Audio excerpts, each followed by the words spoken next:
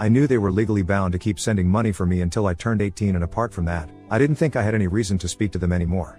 My aunt was also fine with it, and if my dad had tried to contact her in the next few days, she didn't inform me about it, and we pretended nothing had happened at all, which meant that she was on my side and supported whatever I'd done. That was enough for me, and it was all the support I wanted or needed.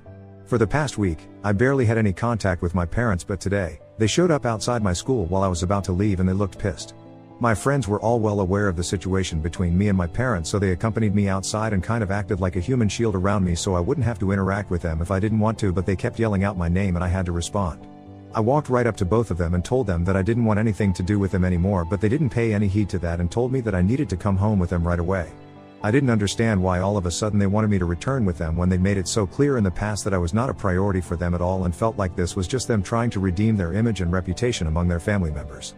So I told them that I wasn't going anywhere with them until they told me what was going on, as a way to try and get to know why they were acting like this all of a sudden.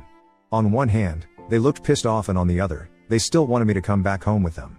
They told me that they didn't want my friends hearing this, so I told them to back off a little so I could speak to them in private. Once my friends were out of earshot, my parents told me that they were here to take me back because I wasn't answering any of their calls or texts, and they needed me to come back so that they'd be able to get their inheritance still. They explained that after I'd made that post, pretty much everyone in the family had become aware of the situation and it had reached my grandparents. My paternal grandparents are quite well off, and they threatened my dad by saying that if they continued to treat me like this, then he'd lose his inheritance.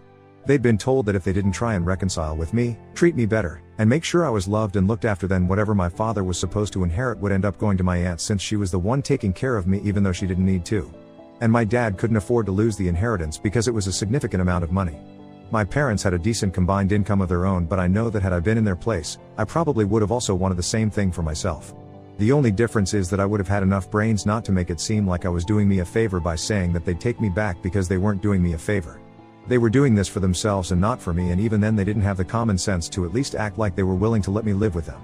So I said that I didn't care about whether they got their inheritance or not, and walked away without bothering to wait and hear them out, even as they screamed at me to come back. I took the bus back to my aunt's house and told her what had happened at school, and she seemed annoyed as well. To ensure that this doesn't happen again, she's contacted her lawyer so we can do something about my custody. Of course, it's still my parents who still have their rights over me, and that has to be changed if I want to live with my aunt.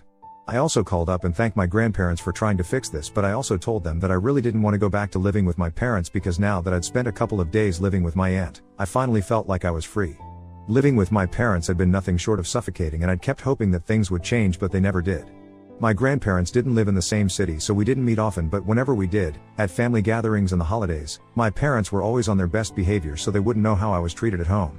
It wasn't as if I was treated with cruelty, but it was more like ignorance and avoidance.